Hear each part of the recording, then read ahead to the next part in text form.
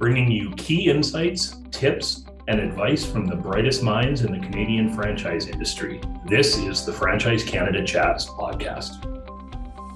I'm Travis Tinning. And I'm Patrick Liness with Franchise Growth Lab, your guest hosts for Season 6 of the Franchise Canada Chats podcast, where we take you into the world of franchising. Our interviews are with franchisees, franchisors, and industry leaders who give you on-point expert advice and share their franchising insights and experiences. Season 6 of Franchise Canada Chats is brought to you by the Franchise Growth Lab. When we fail to scale, we limit our ability to leave a mark. Franchises in this country don't have a startup problem, they have a scale-up problem. We can count on one hand how many founders and franchise systems have achieved the 100-unit mark in the last 10 years. At Franchise Growth Lab, we know the right way to scale, and seeing your brand make a bigger impact is what ignites us. Check us out on LinkedIn or go to franchisegrowthlab.com and sign up to receive a free copy of the 10 Habits of Best-in-Class Franchisors. On today's episode of Franchise Canada Chats, we get into some dirty talk. Dirty window talk, that is. Thanks, Patrick. Today, I chat with Jason Primer, CEO of We Wash Windows, and Calgary-based franchisee Lynden Brass. We touch on how the 31-year-old Lynden transitioned from employee to franchisee and owning his own business. And Jason walks us through the magic and uniqueness behind the We Wash Windows brand story. Enjoy the episode. Welcome, everybody, to Franchise Canada Chats. We are excited to have the crew from We Wash Windows on. Jason Primer, who is one of the founders and owner. It's Primer. Primer, I'm sorry. I should know when there's a double M that it's a soft sound. It's all good. My apologies, Jason Primer. And let me see if I can get this one right. Lynden Brass. That's correct. Franchise partner with We Wash Windows. Guys, it's really, really great to have you on, and thank you for taking the time to speak with us today and educate the franchise world on what you do. Yeah, it's good to be here. Thanks. Awesome. Thank you. Why don't we start? We always like to start with just getting a bit of a background on both you and Jason. Maybe we'll start with you. Why don't you just give us a little bit of your story and the genesis of We Wash Windows and how you started? I've been at it a long time. I've sort of been a serial entrepreneur from my late teens. Back in the 90s, I was partners in a computer company. We scaled very quickly. Within a year, we had 12 employees. We were doing, close to $1 million a year, and we never made a cent. It was a completely apocalyptic thing. So I like to call it my faceplant MBA. But the lessons, they sort of, stuck with me for a long time. And I remember, you never know you're not succeeding until the very end. A lot of small business owners are like, I'm going to make this. We can do this. We can do this. And that's what we were doing for about a year. We really didn't see the demise. We always thought we'd be able to turn it around. Just around the next corner, we're going to improve things. And finally, we failed, and we shut the computer store down. It was heartbreaking, but I remember we sort of transitioned from a big storefront with 12 people to me and my dad, who was my partner at the time, operating out of our house. And the reality was we had all of these old dusty computer parts, right? And I'm looking at them, I'm like, I literally need to turn this into food, because that's how bad it was. So we started, it's like, I've got this part, and I know this customer doesn't have that part. I can sell them an upgrade. So I just started hustling on the phone, and we made more money than that first few months operating, out of the back of a car than we did for the whole previous year. So, wow. And I just remember still looking at the parts, and I'm like, I am never going to be in this spot again, ever. It's not going to happen. So that lesson has stuck with me, now just about 30 years. So, it was a good lesson. I'm glad it happened early in my, entrepreneurial career. And yeah, You know what they say is, and it's funny you say that, but the best exercise for personal growth is start a business, right? And I mean, honestly, it's you don't know what problems are small and what problems are big until you started a business. So tell us then, how did you take that lesson and turn it into getting involved with We Wash Windows? Well, I think the lesson really came clear when we started scaling. And, that's scaling is easy. Scaling well is not. There's so many companies, they overstep their bounds, they scale too fast, they get into a spot, they can't pivot, they can't move backwards, and they're stuck. So for us, and a lot of that, my father-in-law was a very, very cautious man in business. So that worked well. I tended to be a little bit more pushy with growing, and he tempered that really well. So, it was a good partnership. Sorry to cut you off. What year was that? Your computer, your computer business, you had some struggles, you shut it down, and then you transitioned into business with your father-in-law. What year was that? Okay, so we would have shut down the computer company in 2001. Okay. But there's a 4-year gap. I went and worked for one of our previous suppliers. Oh, gotcha. So yeah, there was a 4-year gap there before I started working with my father-in-law. Gotcha. So tell us about that. What the conversation with your father-in-law and how We Wash Windows was born. Okay, so it's much like your experience.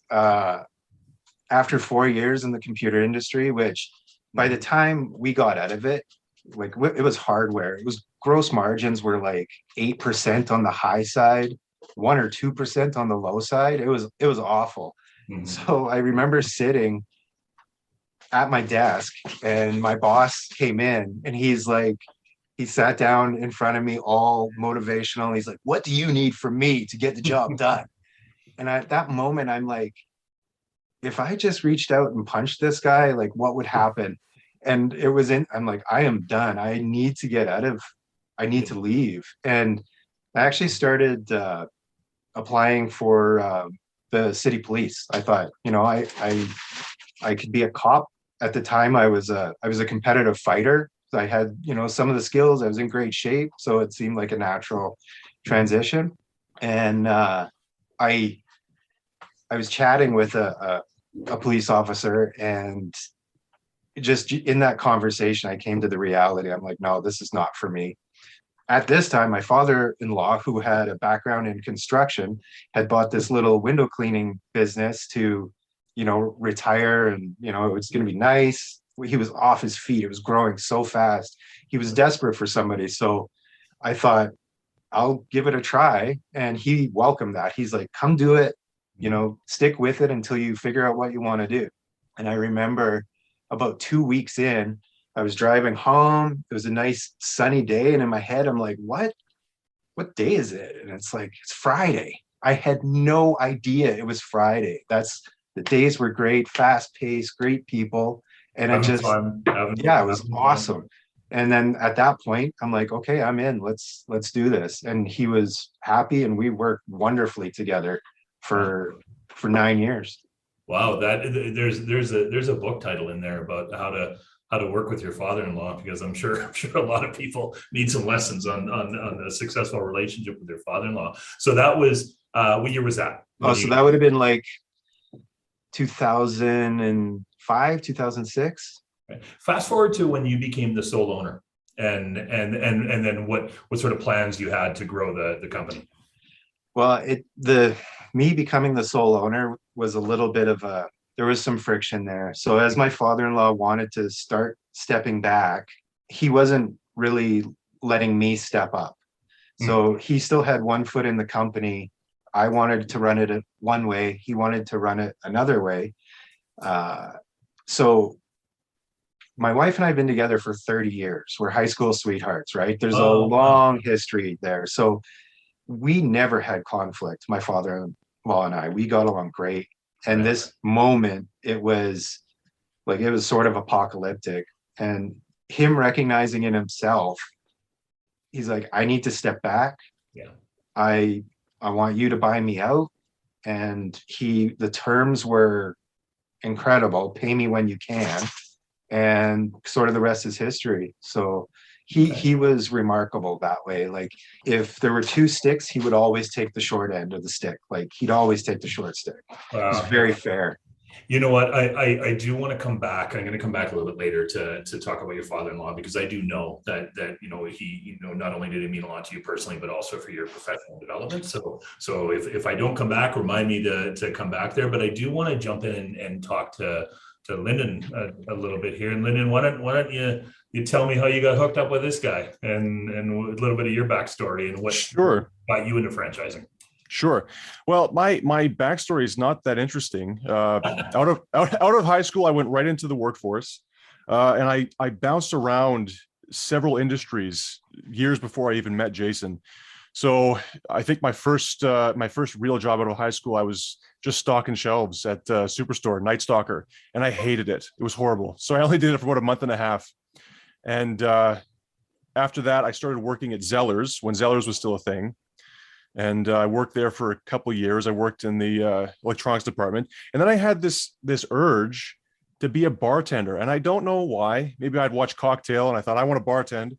But I went to bartending school and I got a job bartending at a museum, which was pretty cool. I learned some new skills there. Meanwhile, I started going into photography too. I had this idea. I wanted to start a photography business.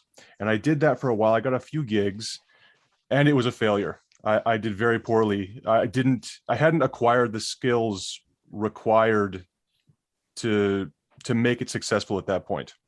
So while I was doing that, I also started doing some construction. I went into mudding and taping. And the interesting thing I found, as the businesses that I worked for got smaller, I started learning more and more about business. It's almost like, you work for a company like Loblaws or Zellers, you feel like a number, but when you start interacting with owners directly, you start picking up a lot more about, how things are done, what's important.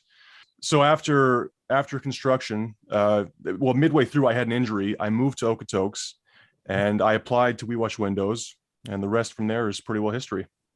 There's a story there to share.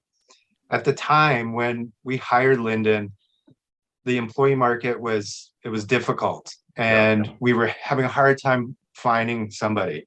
Trina sends me a text and she's like, I just had this guy hand drop off a resume. You need to call him. And I was like, he dropped off, he's hired, tell him to be there tomorrow. And I had no idea what to expect, but it was all golden from that point forward. We hope you're enjoying this episode so far. Did you know that Franchise Canada has a newsletter sent out twice a month that's packed full of fresh franchise opportunities? With Franchise Canada e-news, you get new content sent directly to your inbox, and you can keep up to date on the newest episodes of the Franchise Canada Chats podcast that you're listening to right now. Plus, you get a free subscription to Franchise Canada magazine. Subscribe now at franchisecanada.online. Now back to the episode.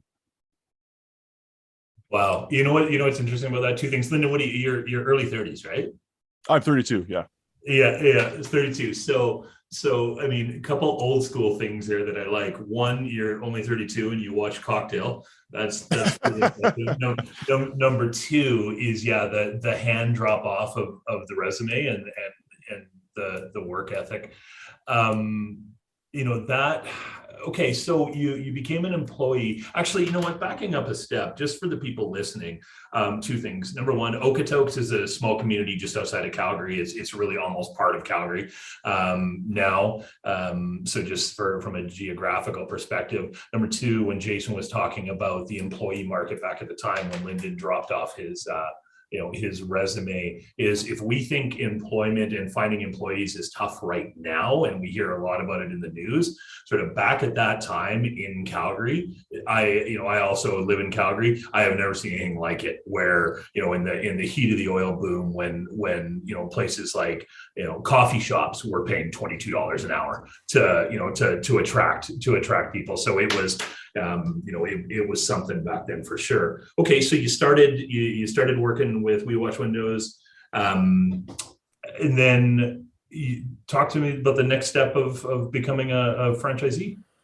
Well, it's funny. I never actually intended to be a business owner. It was all opportunity, really. I had been with the company for about 5 years, and I've developed pretty strong relationship with Jason.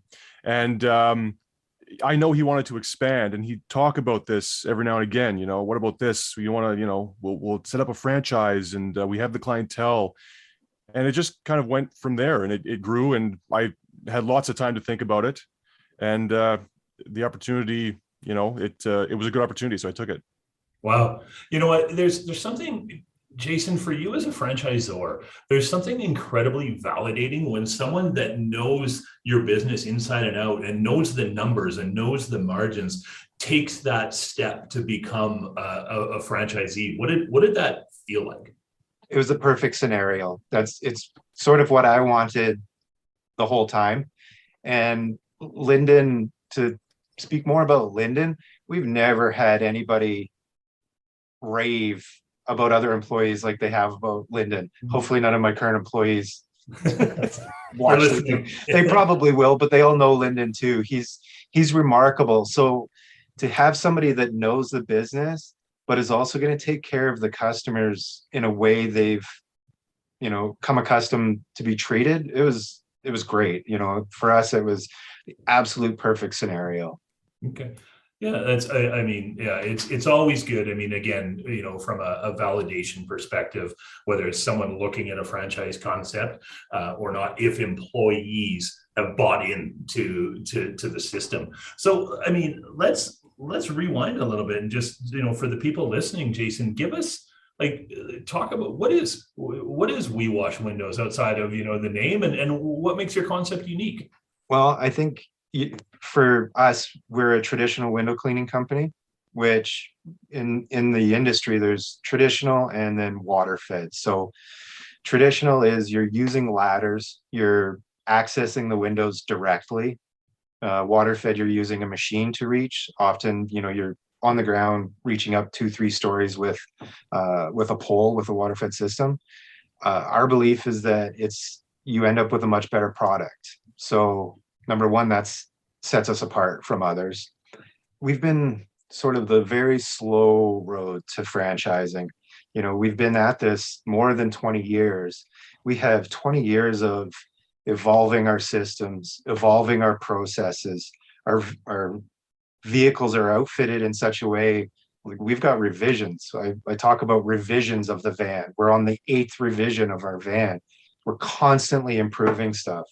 The reality is, in window cleaning, the only time you're making money is when you're making windows wet, right? For us, that's what it comes down to. So we want to make sure that our back office, the way the vehicles are outfitted, they're all the same, they're efficient, they work well.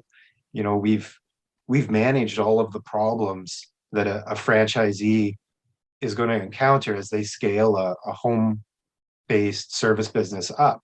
We've got those solutions. So I think that sets us out from some of the competition. There's not every franchise system makes it. And there are window cleaning examples of that. Right. So for us, it's making sure that package is going to provide the solutions that a potential franchisee is going to have. Gotcha. And I know, I mean, we haven't known each other that long, but I know you're fanatical about, the customer experience and customer service. Can you, and I know, let's expand that into a bit of a bigger question, because I know that your father-in-law had a lot to do with how, what the customer experience is like at We Wash Windows. Can you talk a little bit about what your father-in-law meant to the company and how he set you guys up for success? Well, if customer expectations were here, he constantly delivered out of the picture, right? So it's easy to make customers happy when they're blown away, and that rubs off. So for us, anytime we're training new staff, it's like our product, our clean windows, has to be perfect, absolutely perfect. So that starts from day one. And then from there, it moves forward. So the customer experience, it starts with cleaning the windows, but also our staff, we treat our customers like family. I was at a job the other day, and customers asking, well, who's that lady that answers the phone? And I'm like, well, that's Trina, that's my wife. She's amazing. I feel like I have a relationship with her. Like, those are true words. So to do that, we are hands-on with our customers. And I think that, the brand is a buzzword now a little bit. It's important, but I think a lot of people, they don't realize where brand starts. And if your customer experience is not perfect or as close to perfect as you can get, you need to focus on that before you're worrying about logos and colors and stuff like that. And yeah, an interesting point. Lynden, okay, so you've become an owner of the business. When did you become a franchisee? What date? Well, that would have been basically the beginning of this year, so 2022.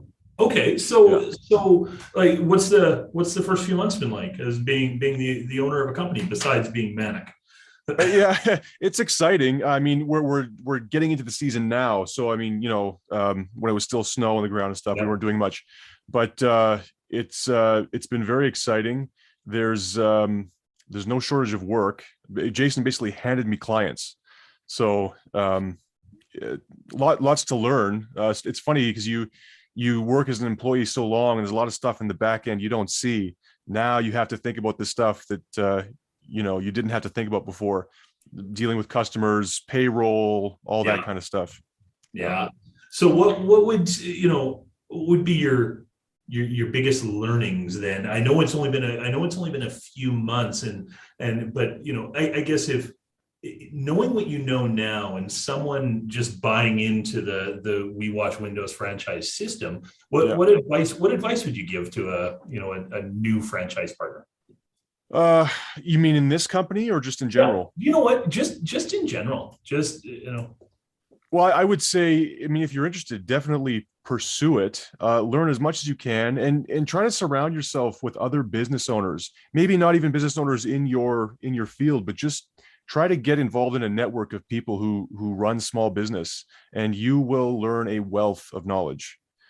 As for the stuff I'm learning, again, it's just right now, it's really just the nitty gritty. It's tax stuff. It's the customer stuff. I mean, as you're an employee, all the customer relations, you learn that as you're working. So that's something you just take with you when you start. It's all the back end stuff that you have to start to learn when you're doing your own thing, basically. Yeah. And you're absolutely right, because I mean, we all know, I mean, and it's not just being a successful franchise partner, but just a successful business development person or a successful entrepreneur, is the people that are best at it are the ones that understand the value of relationships and can form relationships. For sure. But what gets missed sometimes is you can sell yourself into bankruptcy and let your back end books and your tax and your remittance and everything sort of go to crap.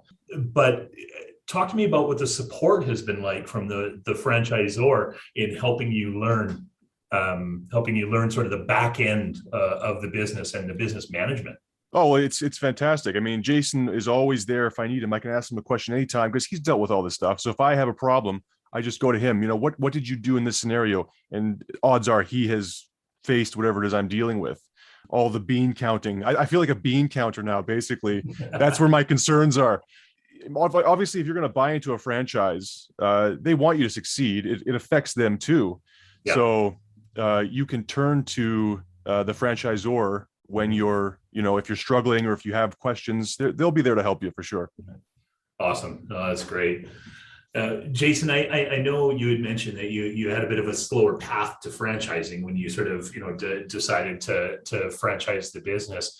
And, when we were chatting earlier, you had mentioned a mentor that you had that really sort of, when you got to that fork in the road, sort of helped you go down the path of franchising. Do you want to just fill the audience in on that a little bit? Sure. So we're lucky in a lot of ways. We've got as customers, we've got CEOs of billion-dollar companies, small companies, big companies. Just like Lyndon said, there's a wealth of information there. And one of our customers is Michael Wilson. He owns a company called Fibernew. It's an upholstery repair system. It's around the world. And for a long time, I didn't realize sort of the girth of, his reach, but he had been saying we need to franchise, that, it's a gold mine. And he was sort of instrumental in planting the seeds. It's a home-based mobile service company. There's a lot of parallels between what we do and what he does. So in the sense, like, Lyndon saying, chances are Jason's encountered the same problem. Well, that's the same thing. Anytime I've asked Michael questions that are stressing me out, he just sort of leans back and he's like, okay, well, this is the way it's going to roll. This is what you need to be aware of. And I think if anybody's ever, some words of wisdom that he gave to me, as just before we had started the process to franchise, or maybe it was shortly after we had started, he's like, at some point, you are going to want to quit. You are not going to want to go through with it. You're going to want to walk away from it. Don't finish it. No matter what happens, even if you never sell one franchise, finish it. You need to see it through. And there definitely were peaks and valleys through the process. Like, it's to franchise a company, it's a big process. And for me, like, what really cemented it, I attended a seminar that CFA had hosted in Calgary a few years ago. Great speakers, a lot of knowledge. I'm still in touch with some of the speakers now, and I've had coffee with them and, poked their brains. So, it is good to find somebody that has traveled that path. And when somebody mentors, there's only a few reasons that they do it. And, in Michael's case, he's been at it so long, he's not going to get anything from me except seeing me grow. And that's the true gold in mentorship. So anybody, no matter where they are in business, they should find a mentor. Like, it's invaluable. What's super cool about that, and for anybody listening, and this is actually really, really important when you are looking at a franchise concept to invest in, particularly an emerging brand. If you think about it, is you franchise your concept because you become a great technician, you know everything there is to know about the industry, you got a great business model, and you're an expert in your field. You've put those hours and hours and hours, and in cases, 10, 20,000 hours into becoming an expert in their business.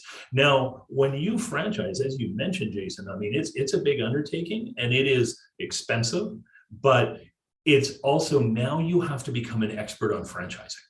It's not just about being an expert in window washing anymore. It's becoming an expert in franchising and growing and scaling a franchise business. So those of you who are listening, when you're weighing options of a franchisor, especially an emerging brand, is you want to know that they are voracious learners and that they are humble in the sense of they don't know what they don't know, and they seek out that advice to grow. And that's what I loved hearing what you just said. And you've been really lucky in the sense that you've had a couple of really strong mentors in your late father-in-law and and with this gentleman as well. So, and also that you've taken advantage of it. But on that note, what other advice? There's going to also be people listening to this that are franchising their brand. They're emerging franchisors. What advice would you give to another emerging brand? Be patient with yourself. If you're franchising a company, you're obviously a producer. You're used to making stuff happen, seeing results. And with franchising, it's not going to happen overnight. The first 5 units are going to be hard, and just accept that that's okay. Do a little bit each day, be productive, but accept that sometimes it's going to take time. Not every potential franchisee is a fit. Some other good advice I had receive is like, don't give it away. It's our brand. We've built this, and Lynden's been at it long enough too. It's his brand too. So, we want to make sure we're finding the right people, and that takes time. I think back to some of the potential franchisees that we, engaged with. They would not have been a good fit. Right. So, but in the moment you're like, this needs to go. We need motion. We need something to happen. So there's a sort of a duality there that it can be a bit of a fight at times. Yeah. And Lynden, back over to you about, more advice for people that are maybe looking to join the We Wash Windows brand. What are the characteristics, I guess is the best way to ask it, of or who will make a great We Wash Windows franchise partner? Yeah, well, I mean, there's the standard characteristics all people are looking for, be personable and good with clients and whatnot. Strong work ethic, because Jason was talking earlier about our system. We're right up at the window, climbing ladders. It's hard work. Mm-hmm. So you have to be, ready for a lot of physical activity. That's a big one. That's a big one that you mentioned. I mean, not all business models are cut out for everybody. And because of the physical up and down on the ladder, the moving the ladders mm-hmm. off the trucks, all that is you do need to have the conditioning to be able to do that. Yeah. But I will say it's rewarding. I don't walk up a ladder and be like, oh, I got to do this again. You're moving so quick and you're doing so many houses per day and stuff. You don't really think about it. You just, you almost feel like you're accomplishing something. In the work. Yeah, no, that's great. And Jason, I guess, we're coming to the end of our time here, but if people want to learn more about the We Wash Windows opportunity, what's the best path that they can take? Probably start with our website, wewashwindows.ca. And there's a lot of information on there. We have a franchising section that we talk about the history of the company, and there's a lot of data there, and that's probably the best starting point. Perfect. Okay. And they can obviously there's a form they can fill out, or a number that they can absolutely contact you to learn more about it. Well, guys, that was awesome. I'm really glad that you guys were able to make it on, and we certainly appreciate you guys taking the time to come on the show here. Thanks for having us. Thanks for listening. For more franchising resources, including how-to articles, expert advice, franchisee success stories, and franchise opportunities, visit franchisecanada.online. Don't forget to subscribe to Franchise Canada e-news while you're there. You can also learn more about franchising at cfa.ca and connect with specific franchise opportunities at lookforafranchise.ca.